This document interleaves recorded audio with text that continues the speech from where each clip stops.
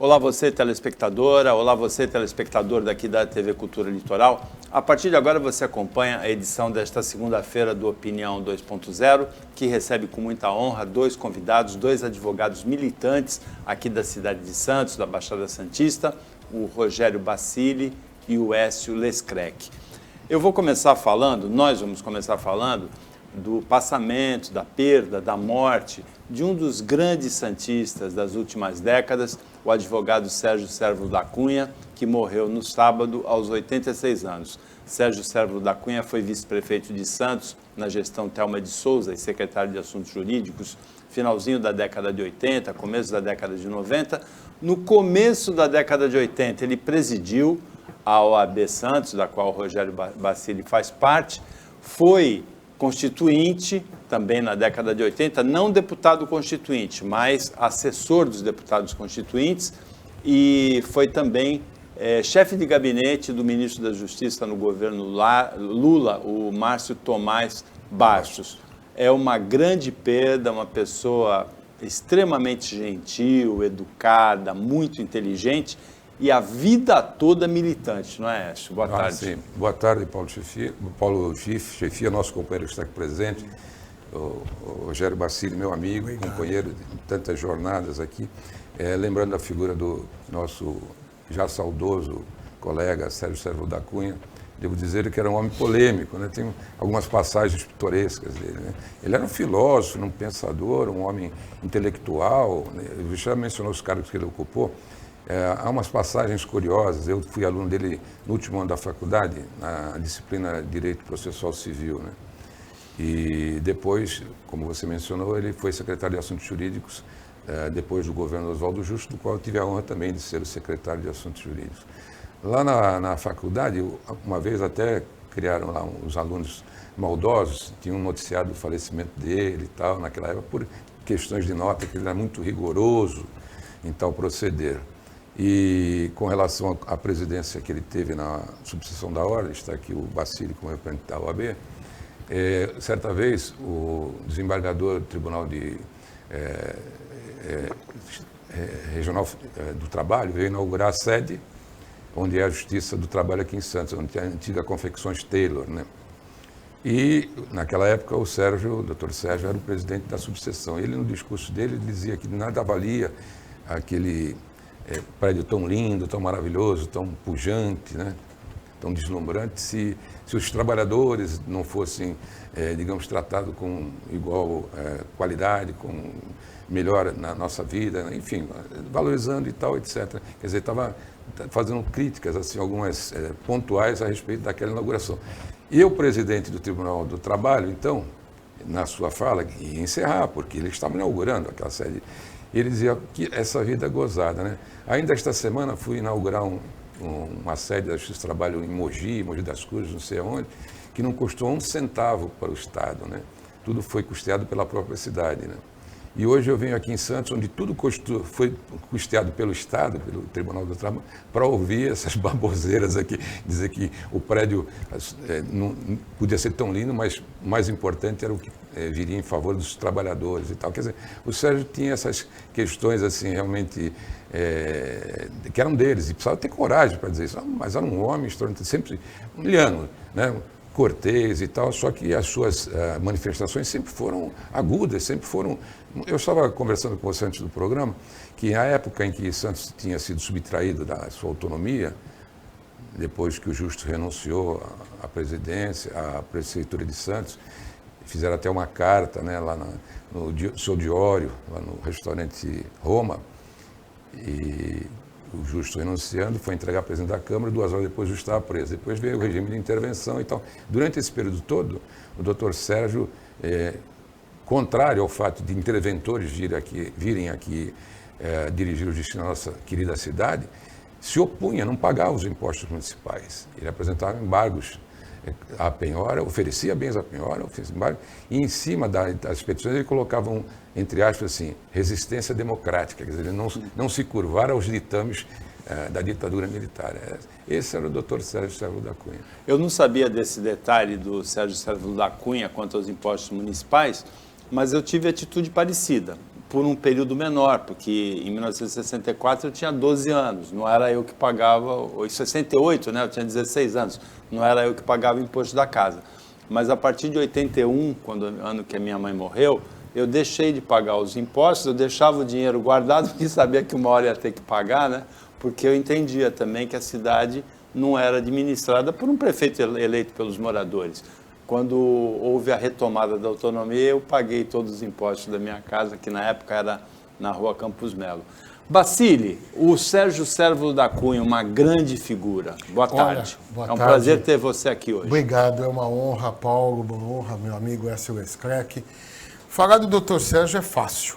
Ele era uma pessoa maravilhosa, estudiosa, um grande amigo, foi um excelente presidente da OAB Santos. Inclusive, ele tinha uma base de apoio à nossa gestão do Julião agora. Sempre que a gente precisava, ele estava sempre cordialmente indo na OAB, trazendo ideias, mandando e-mail. Ele era bem moderno, viu? Para a idade, ele ainda estava advogando, era bem atuante, gostava de escrever. Para nós, Santos, foi uma grande perda. Mais uma perda lamentável. Um homem estudioso, não só para o direito, mas para a cidade, para a Baixada, né? Eu adorava o Dr. Sérgio.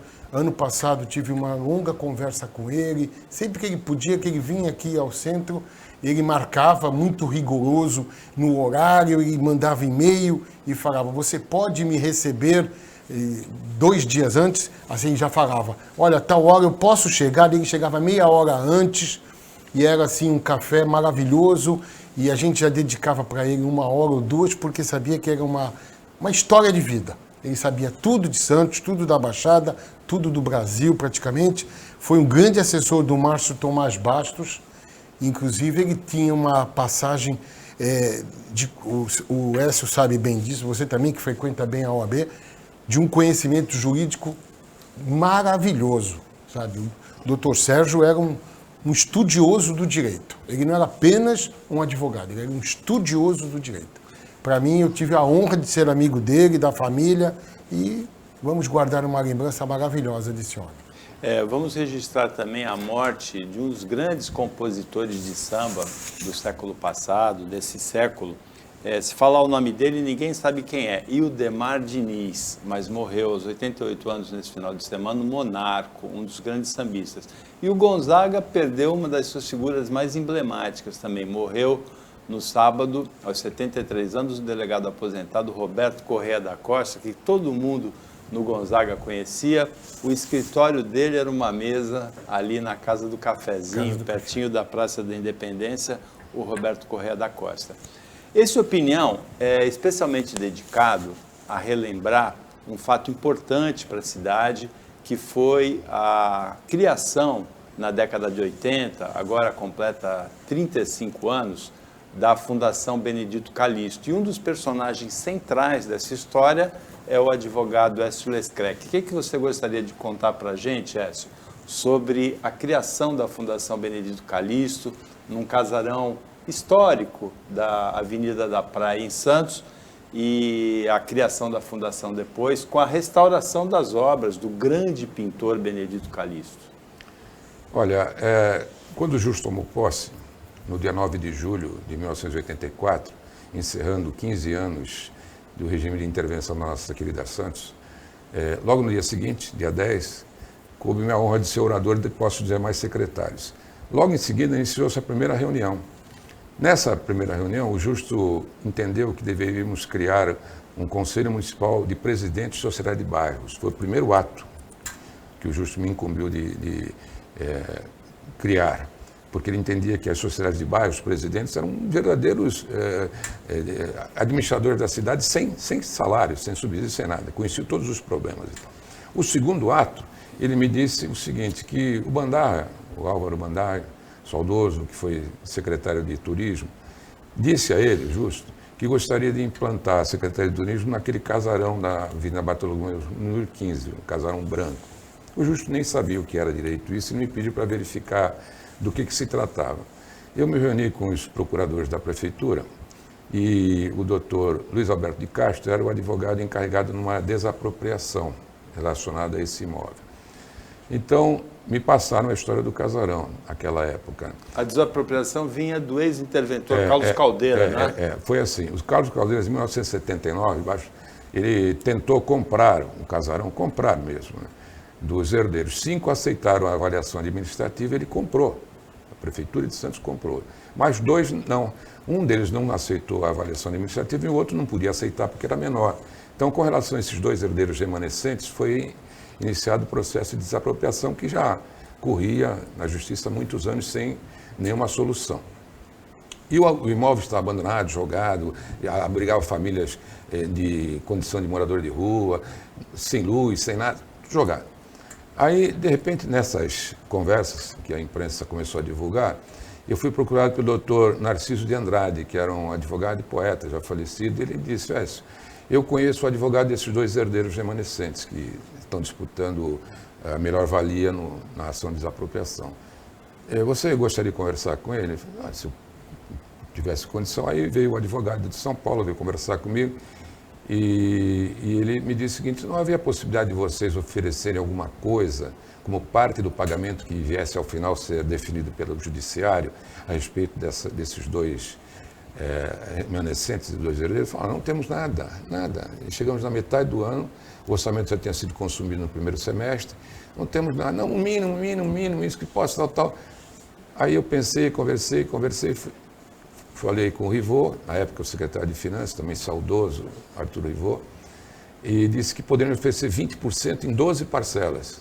20% da avaliação administrativa, quer dizer, não é o preço que viesse a ser o valor real, o valor que era tributado, né? 20%, e assim mesmo em 12 parcelas, sendo a primeira eles dariam a posse que não tinham, era só a posse jurídica, porque a posse estava ocupada por outras pessoas e tal. Aí nós falamos com o Justo falou, olha, o Rivot, tem certeza que nós temos condição de honrar, eu não vou começar o governo aqui desonrando o compromisso, né? Não, isso temos condição. Aí fizemos então uma petição, eu fui até o doutor Eleonto Dutra, já falecido também. Juiz, né? E falei para ele, doutor Adélio, isso aqui é só uma formalidade, mas os herdeiros estão vendendo, entre aspas, né? Parcelamento, tal, a parte de 20%, assim, tal. E nós queríamos então a posse jurídica, né? Porque só faltava a posse jurídica deles, os outros 5 já deram. Só que nós não temos posse de ninguém, está invadido lá. Bom, aí o doutor Eleutério deu a posse, né, juridicamente, e aí nessa altura os jornais começaram a noticiar esse fato. Até que apareceu um cidadão lá na sala jurídica, eu era o secretário, o senhor José Félix da Silva. Um senhor humilde, simples, e me disse, doutor, é o seguinte, eu estou lendo no jornal a respeito do casarão, eu posso resolver isso para o senhor, a posse. O senhor pode? Posso. Por quê? Não, porque eu guardo a barraca de praia dos funcionários aqui do fórum, né? E eu posso desocupar e tal. Falei, mas eu sei que moram outras pessoas. Não, mas por minha conta eu me carrego de... Na verdade, o que ele fazia é o seguinte, ele sublocava lá, né? Ele locava, não tinha locação nenhuma, né? Colocava e recebia alguma coisa. Então, assumimos um compromisso, ele falou, eu entrego em 60 dias, 60 dias eu dou 90 dias para o senhor me entregar. O senhor me entrega? Aí, nesse dia, estava a imprensa toda esperando lá fora e tal, e o sujeito foi lá e me entregou a chave, a tribuna colocou na primeira página e tal, pegamos a posse do casarão. Aí cheguei e falei para o Justo, a posse, não acredito, tá, vamos lá, largamos tudo, fomos lá. Aí tudo arrebentado, tudo jogado, destroçado, ruínas, né? Aí o Justo foi para o quintal, aquele quintal tinha umas árvores lá, ele viu um pé de grume-chama, viu uma carambola, comeu uma carambola, o Justo era naturalista e tal. Aí falou, o que vamos fazer com a Justo? A minha parte está aí, a sua agora... Aí ficou pensando, vamos mandar primeiro a PM tomar conta, senão vai invadir. E depois mandar a guarda municipal, fazer plantões, senão vão invadir, não tem ninguém aqui e tal. Aí, ele não sei o que vai fazer. Aí o Carlos Pinto era amigo de um cidadão que gostava muito de artes, ligado à comércio exterior, Darcy de Barros. E aí o Darcy foi falar com o Justo, né? Falou com o Justo, porque quando o Justo tomou posse, ele chegou e falou assim, olha, eu me lembro quando era vereador, eu entrava aqui, tinha uns quadros aqui, agora sumiram esses quadros. Né? Aí ele me chamou e falou, bom, vou colocar no jornal hoje, que a polícia vai invadir, precisamente no outro dia os quadros são todos... Lembra disso? Você se lembra? Os quadros são todos na parede. Né? Aí falou, vamos colocar esses quadros. Aí o Darcy de Barros, então, veio com a ideia que tinha que ter um lugar para abrigar essas obras do pintor tão maravilhoso, não existia máquina fotográfica naquela época, ele retratou como ninguém a nossa cidade, as coisas mais belas da nossa cidade. Aí o Justo veio falar comigo, falando, doutor Écio, o Justo era muito formal, me chamava de doutor e tal, né? O Justo era muito formal. Ele não, ele era meu cliente do escritório, então eu peço chamar ele de Justo. Olha, é o seguinte, o Darcy de Barros falou isso, não sei o que lá, tal, qual é o seu instrumento jurídico que a gente podia usar para atender, porque eu acho que é uma coisa muito bacana para o patrimônio da cidade e tal. Eu reuni os procuradores e pedi a orientação deles e tal. Claro, eles tinham uma vivência muito maior que a minha lá dentro, né? Estavam há anos. Aí olharam, um deu palpite e tal, e vieram, olha, fundação.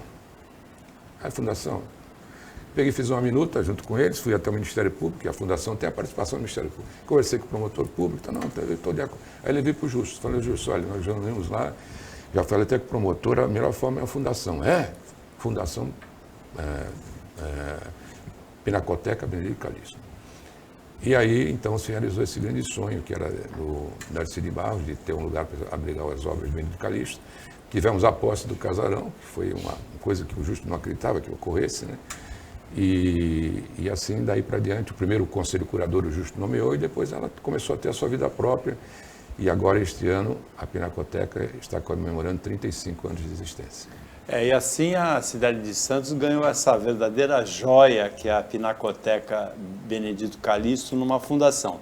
Depois do intervalo, o Rogério Bacilli comenta essa história que o Écio Lescrec rememorou para a gente aqui.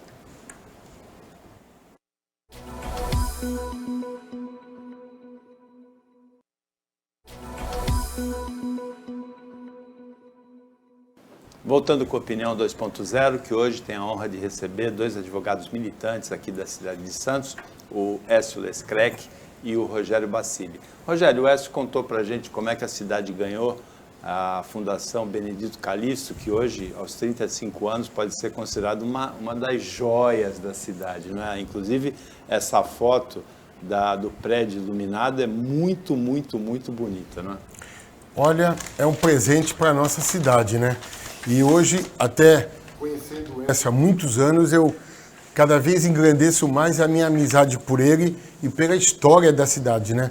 Porque muita gente passa na porta e não imagina o que é aquilo, né? Muita gente de fora fala, nossa, que casa linda e tal. E a gente, olha, as fotos aqui... A foto da entrega das chaves. A foto da entrega da chave aqui que o Lescrec... Eu tenho essa foto, você já me mandou. E aí eu falo para o pessoal a história. Então, hoje, uma história viva. Graças a Deus, nós temos aqui uma das pessoas que foi o idealizador disso, que foi o Écio Lescrec, na época era secretário de Assuntos Jurídicos, e o ex-prefeito Justo, que estiveram... Nós, Santos, a Baixada Santista, teve a sorte de ter eles com essa pessoa. Porque podia aparecer uma outra pessoa, de repente, demolir aquilo, fazia um prédio, como teve muitos outros casarões lindos que foram para o chão. Mas para nós, Santos, foi maravilhoso, uma pinacoteca, hoje é palco de grandes realizações culturais, pianos. Eu tenho até uma tia minha que faleceu, era uma pianista clássica, e aquele piano de cauda, viu, Écio? Viu, Paulinho? Que tem logo na entrada, foi de uma tia minha. Ela faleceu e ela tinha uma coleção de pianos na casa dela. Ela tinha 4 pianos, esse era o maior. E aí, ninguém da família tocava aquele piano clássico. E ela, em vida, ela falou, olha, se um dia eu falecer, não quero que venda o piano. Ou fica para alguém da família, ou deixa num local que todas as pessoas possam tocar esse piano. E aí um primo teve a ideia, fez a doação há uns 10 anos atrás, e está lá a Pinacoteca. E um dia eu fui lá ver um russo, um pianista super talentoso do mundo, e eu vi aquilo tocando, ele tocando o piano que foi da minha tia, eu fiquei até emocionado. Eu falei, caramba, que lugar gostoso. Muito bom. Eu só conheço 2 pianos de cauda em Santos. Esse da Pinacoteca e o do Eduardo Paulino. É o mesmo que ele toca lá. Mas ele tem um na casa dele também. Não, no dia, então, foi até bom que o Eduardo Paulino estiver nos ouvindo, que ele foi o escolhido para tocar no dia da inauguração do piano na Pinacoteca. Ofereceram um coquetel lá, eu fui convidado com alguns parentes, e o Eduardo Paulino foi o primeiro a tocar este piano. Ele tocou antes do russo. E depois, aí já outros pianistas da região e do país já tocaram. Muito legal lá. Inclusive eu tive a sorte de assistir ao grande pianista recentemente falecido Nelson Freire, em Santos, no Teatro Municipal, porque tinha uma patronesse das vindas do Nelson Freire a Santos, que era Edith Pires Gonçalves. Sim. E ela tinha muita dificuldade para arranjar justamente o piano de cauda, porque em Santos são muito poucos os pianos de cauda. Bateu uma saudade, viu, Écio? Porque na minha casa, na Campos Melo, tem caramboleira. Grumichama não tem. Mas o Justo, no sítio dele, tinha muitas árvores, ele sabia o nome científico e o nome popular. Você citou o nome da dona Edith, ela editou um livro sobre a história do casarão. Ela faz menção, ao bater no martelo, essas tratativas que ocorreram para que a posse viesse, né? E uma coisa curiosa, que eu fiquei sabendo recentemente, o presidente do Conselho Geral da Santa Casa, o Dr. Orlando Biscari, ele disse que aquele imóvel pertencia à família Caneiro. E era verdade, uma família de origem espanhola, mas disse que o nome original não era Caneiro, era Cancro. Mas como o cancro é o nome de uma doença venérea e tal, lá o cartorário resolveu no segundo C, que fica antes do R, passar para E. Fizeram uma modificação no C, passa e situação Caneiro e não Cancro. Isso eu não sei se é verdade ou não, porque o que eu não vi eu não sei, né? O que eu vou falar eu estou comentando, né? Mas o Orlando Biscari, que é o presidente atual do Conselho Geral da Santa Casa, é que me passou essa informação. Bom, vocês dois são advogados e tem um caso extremamente interessante acontecido nesse final de semana. O ministro do Supremo Tribunal Federal, Luiz Roberto Barroso, ele determinou que estrangeiros não, que quem queira ingressar no Brasil, brasileiro ou estrangeiro, deva apresentar certificação, atestado de vacina, que o presidente Jair Bolsonaro, na semana passada, chamou de coleira. Ele e o ministro da Saúde disseram que é melhor morrer do que não ter a liberdade de não se vacinar. Apesar de todo esse estardalhaço, o ministro foi lá e falou, seguiu a determinação da Agência Nacional de Vigilância Sanitária, que deveria sim ser exigido o passaporte de vacinação. O que eu gostaria de ouvir você, Bacili, e depois o Écio, é o seguinte: tem um poder que é o executivo, que é o responsável por esse tipo de determinação. E tem um poder que é o judiciário, que tem outro... tem uma invasão do poder judiciário em atribuições do poder executivo nesse caso, Bacili? Infelizmente tem.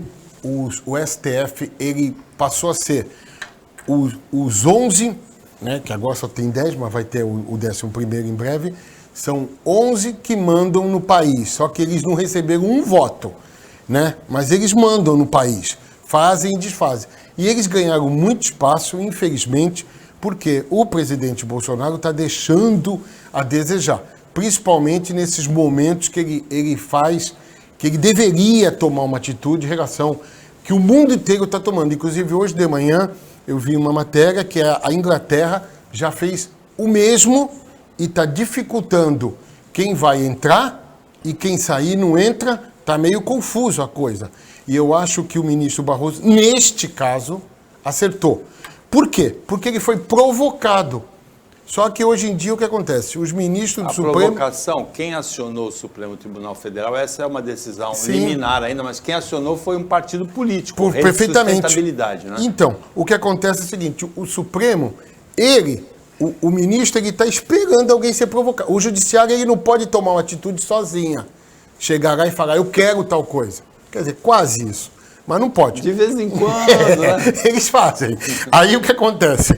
Alguém provocou. Foi um partido político, o Rede.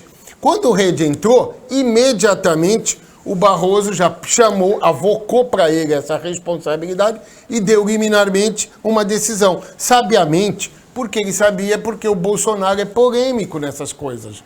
Desde o início, o Bolsonaro está perdendo cada mês 1%. Por quê? Porque ele não usou, como os outros presidentes dos outros países, a vacinação como uma bandeira de reeleição, como uma bandeira de usar para a saúde. Ele vai contra. Infelizmente, eu gosto do Bolsonaro, eu adoro o Bolsonaro, mas ele comete erros. E aí o que acontece? Cada vez que ele faz uma besteira, o Supremo tem que corrigir. E agora o Supremo está fazendo o que quer. Até o pessoal brinca na internet e fala assim, se o Bolsonaro fala uma coisa, o Supremo dá outra. Então, se o Bolsonaro quiser uma coisa, ele nega para o Supremo dar. Então, é mais fácil, né? Infelizmente, mas agora a atitude do Luiz Roberto Barroso foi muito boa. E uma coisa, antes de eu vir para cá, eu dei uma olhada. A publicação saiu no Diário Oficial de sexta-feira, tá? Então, já começa a contar. Contou a partir da data de sexta, já estava publicado no Diário Oficial do Judiciário. Écio, o Bacilli entende que o judiciário realmente interfere no executivo, mas que ele foi provocado, por sinal que ele foi provocado meio pelo legislativo, que foi um partido político que tem representação parlamentar, Então. E que nesse caso o Barroso acertou. Veja bem, muita gente dá opinião quando na verdade é mero palpite. A opinião deve ser dada por alguém que é do ramo. Uma vez o Mário Sérgio, esse jogador de futebol que depois se tornou comentarista e depois técnico de futebol e acabou falecendo naquele desastre que ocorreu com o Chapecoense e tal. Ele, uma vez, depois deixou o futebol, ele era um grande jogador. Ele se tornou comentarista, depois ele se tornou técnico de futebol. Na primeira apresentação como técnico, disseram a ele, Mário Sérgio, você que foi um grande jogador, foi comentarista, o que você tem que dizer como técnico? Ele falou, primeiro me desculpar tanta bobagem que eu falei quando eu era comentarista, você conheceu o dia a dia do jogador lá dentro, coisa que eu conheço hoje como técnico. Não sabe, o jogador vem do norte, do nordeste, chega aqui que é uma cidade grande, vem do Paraguai, do Uruguai, até se adaptar à família, não sabe os problemas que ele pode... Porque o comentarista queria falar, põe esse jogador no lugar do outro, você não conhece, não sabe do dia a dia do jogador. Então, se um sujeito tem uma dor de barriga fala para mim, eu não dou palpite, eu posso dar um palpite, não uma opinião, não sou médico.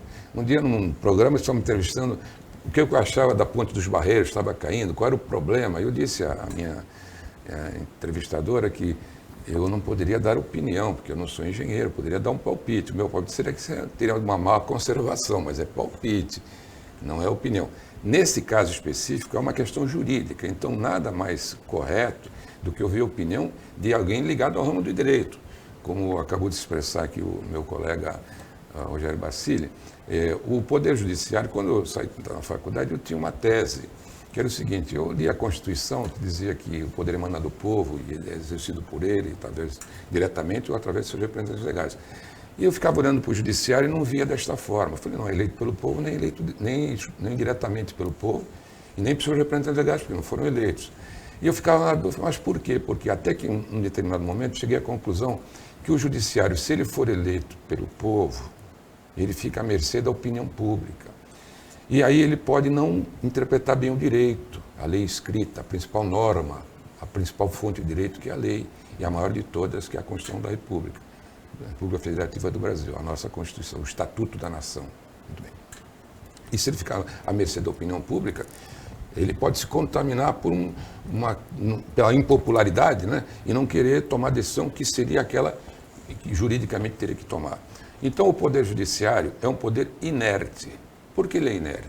Ele fica lá, no caso, para uma pessoa que se sentir prejudicada, ele vai lá, aciona o Poder Judiciário, nas relações de direito civil, e nas relações que envolvem órgãos públicos, então, as pessoas jurídicas de direito público, né? Os órgãos da administração pública. No caso em questão do Supremo Tribunal Federal, que é o guardião da Constituição, ninguém fala a última palavra a respeito da Constituição, senão o Supremo Tribunal Federal, que é o órgão que tem o maior número de juízes. São 11 juízes. Nenhum tribunal regional tem tantos juízes. Por quê? Porque a responsabilidade compartilhada é maior. Então, todos que estão lá não são analfabetos em direito, são pessoas que têm uma carreira jurídica de expressão. Passaram por... Muitos se aprenderam, sabe, têm interesse aqui, acolá, é outra questão, mas do ponto de vista institucional, eles estão lá porque eles estão habilitados para fazer. Esse seu mistério.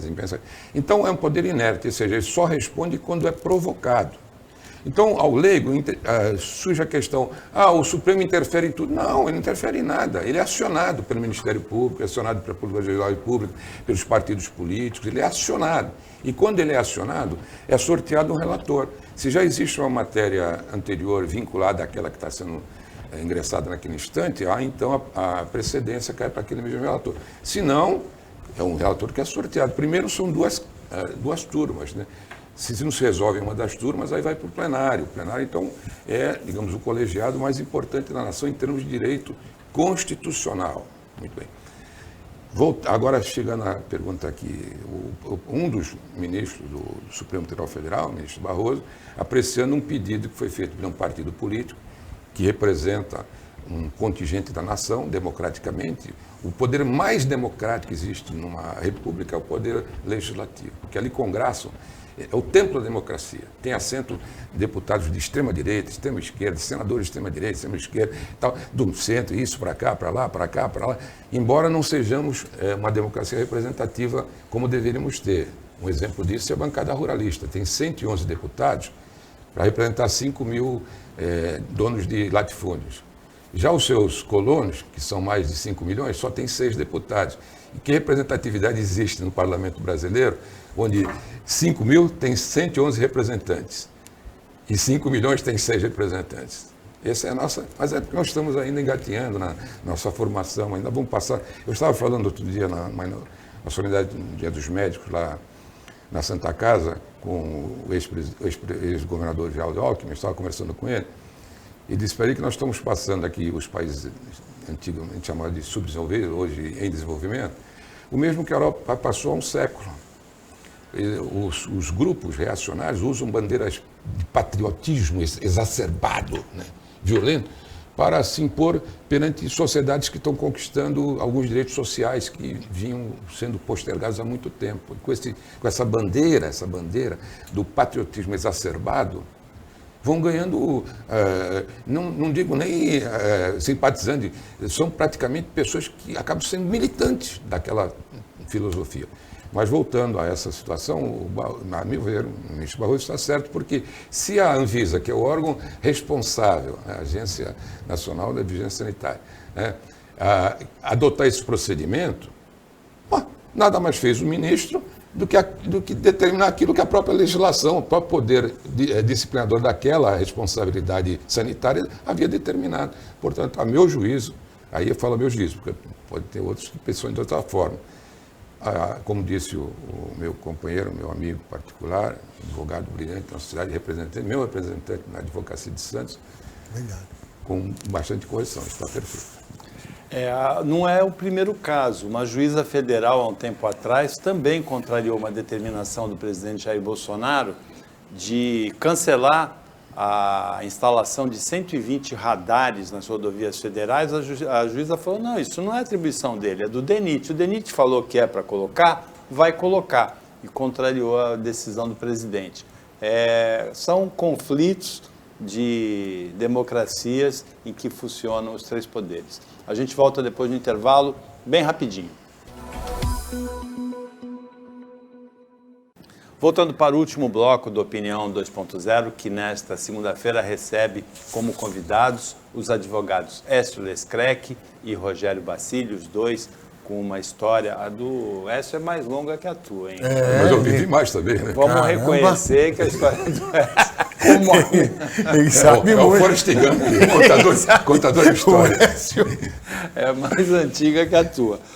A minha também é mais antiga que a tua. Também. A minha história também é mais antiga que a tua. Agora, eu gostaria de ouvir o Écio Lescreck e o Rogério Bacilli numa questão que é a seguinte, que eu entendo que deveria haver uma intervenção judicial. Presidente, e eu sou parte diretamente interessada nessa história porque eu sou jornalista, né? O presidente Jair Bolsonaro ele tem um discurso contra a imprensa, contra os jornalistas, quanto mais. Ele sempre que pode, ele ataca. Os seguidores dele e os seguranças dele, assim, talvez inspirados por esse discurso, têm atitudes muito agressivas em relação a profissionais da comunicação. Aconteceu na Itália, quando o presidente foi lá, aconteceu nesse final de semana, quando o presidente foi visitar as áreas alagadas, com 7 mortos, com 3.700 desabrigados na Bahia. Novamente, apoiadores do Bolsonaro e principalmente seguranças do Bolsonaro foram truculentos, olha aí a imagem, com profissionais de imprensa, né? Alguma coisa deveria ser feita legalmente contra isso. Alguém tem que provocar algum poder aí, não é isso? Veja, o Paulo e o Rogério, O que acontece, na verdade, é o seguinte, o pilar principal da democracia, e todo regime, é a imprensa livre. Porque se ela não tiver a liberdade de se expressar, de colocar os fatos ao conhecimento da população, não há democracia. Nada sobrevive num regime democrático se nós não tivermos uma imprensa livre e soberana. Não é uma imprensa faixa azul, digamos assim, né? Ou faixa branca, como se diz, do governo. Não. Nem também aquela marrom que se coloca apenas para criar embaraços, né? Para quem está no governo ou na administração pública. Não é? Então, eu me lembro uma vez quando o primeiro-ministro da Inglaterra, depois da Segunda Guerra Mundial, onde ele tinha se tornado um herói da Segunda Guerra Mundial, né? Ele submeteu a uma eleição lá e o partido dele ficou com minoria, né? Ele acabou perdendo a eleição. Né? E aí ele fez uma frase enigmática, então assim, a democracia é o pior regime dos mundos. Com exceção de todos os demais, ele se corrigiu, porque a imprensa estava do lado, né? Estava do lado, né? Então, não pôde, né, dizer que ele tinha lutado em 2 guerras mundiais para que fosse recuperada a democracia, implantada a democracia depois do regime bolchevista, né? Na Primeira Guerra Mundial, Segunda Guerra Mundial, depois do nazismo, fascismo na Itália e tal. O De Gaulle não podia chegar e dizer que a democracia, então, era o pior dos regimes, né? Não De Gaulle, Churchill, De Gaulle na França. Não podia dizer jamais que seria o pior dos regimes. Tal. Então, colocando essa questão no nossa agenda de hoje, né, realmente há uma truculência com relação à imprensa. Não digo que a imprensa, em certos momentos, ela sofreu um cotejo muito forte com relação às redes sociais, né? Demais, né? Então o cidadão vai lá e escreve o que quiser, sem responsabilidade nenhuma, e às vezes a pessoa dá o mesmo valor aqui que está na rede social à imprensa. Não, a imprensa tem uma fonte que ela não é obrigada a revelar, que é a fonte dela. Mas se for mentira, ela é responsável por aquilo, é obrigada a indenizar. Tantas e tantas pessoas receberam na justiça a reparação financeira, a reparação moral, danos sofridos, etc., em função de notícias que não eram verdadeiras, né? Então ela tem uma responsabilidade enorme da imprensa tradicional. Já as redes sociais não, mas ao leigo, ao pessoal do dia a dia, tem pessoas que falam, pessoas amigas minhas, pessoas que convivem comigo, que não leem mais jornal. O jornal não serve para eles, só vê rede social. É um absurdo. Nós estávamos conversando agora há pouco, Umberto Eco, né, o nome da Rosa, um escritor e filósofo italiano recentemente fazia isso, que as redes sociais seria um paraíso para os imbecis, porque escreve o que quiser na mesa de um bar, até para provocar um amigo, ele fala aquilo como se fosse, coloca na rede social como se fosse a maior verdade que existe na humanidade. Isso não é imprensa. A imprensa tem a responsabilidade pelo fato, pela veracidade do fato, pelo esclarecimento do fato. É muito importante. E até a imprensa investigativa, onde, por exemplo, a capilaridade das autoridades constituídas não chegam, não é? Por interesses escusos, etc., está a imprensa se colocando, né, nesse caminho difícil e tortuoso. Muitos são até mortos por vingança, por isso, porque descobriram coisas que o poder público teria obrigação, pelo princípio da moralidade, da legalidade, da publicidade, de ir atrás e não vão. E aí você fez uma pergunta no final, Paulo, se não caberia um pedido de intervenção, alguma autoridade nesse sentido. Olha, na nossa democracia, quem recebe os pedidos contra o presidente Bolsonaro tem 146 pedidos de intervenção. Somando os 8 governos do Lula, e eu nunca votei no PT, você sabe disso, eu sou da linha do justo, nós éramos antipetistas, né? Com o da Dilma, não dá metade dos 146 pedidos de impeachment que há contra o presidente Bolsonaro, só no ano de 2001. Até do ano de 2021. Né? Esses lapsos de memória em função da sequela da Covid, que eu tive internado 8 dias, né, na Santa Casa, que é um hospital maravilhoso. Eu estou aqui na condição, inclusive, de presidente do Conselho Deliberativo da Santa Casa. Bom, então, o parlamento, esses pedidos de intervenção ficam a critério, ao juízo do presidente da Câmara Federal. O presidente da Câmara Federal, o deputado Arthur Lira, né, ele fica à mercê dele, a análise preliminar do pedido de intervenção, do pedido de impeachment, né, ou impedimento que chama, que é uma intervenção, né, do Poder Legislativo no Executivo. E ele não toma nenhuma coisa nesse sentido. Nenhuma. Se nós fizermos uma análise ainda da nossa memória recente, né, o Eduardo Cunha, quando era presidente da Câmara Federal, ele aceitou um pedido de impeachment da ex-presidente Dilma por uma chamada, aspas, pedalada fiscal. Coisa mais corriqueira que existe. Eu me lembro até que, quando estava sendo examinado no Senado, né, essa questão, o José Cardoso, que era advogado dela, perguntava a Anastasia, que era o relator desse processo no Senado, e ele dizia, mas eu me envergonho de estar no seu lugar, porque sou como governador de Minas Gerais, cometeu 8 pedaladas fiscais, e agora o senhor está relator contra um processo da presidente por ter cometido uma, e não podia responder nada. Então nem se sabia o que era esse termo, quer dizer, buscaram um caminho para afastá-la do poder, né? Sem que o povo ainda entendesse o que seria isto, né? E agora tem 146 em andamento e o presidente da Câmara Federal não toma atitude absolutamente nenhuma. E ele fez isso naquela época, o Eduardo Cunha, todo mundo sabe, ele tinha conversado com o presidente na época e disse, está tudo certo. Aí falou com o Temer também, e ela disse que os deputados do PT não iam votar na Comissão de Justiça que o processo de determinamento, problemas de dinheiro no exterior e tal, iam votar contra ele. Ele pegou, revogou, então aceitou o pedido de impeachment, deu um andamento.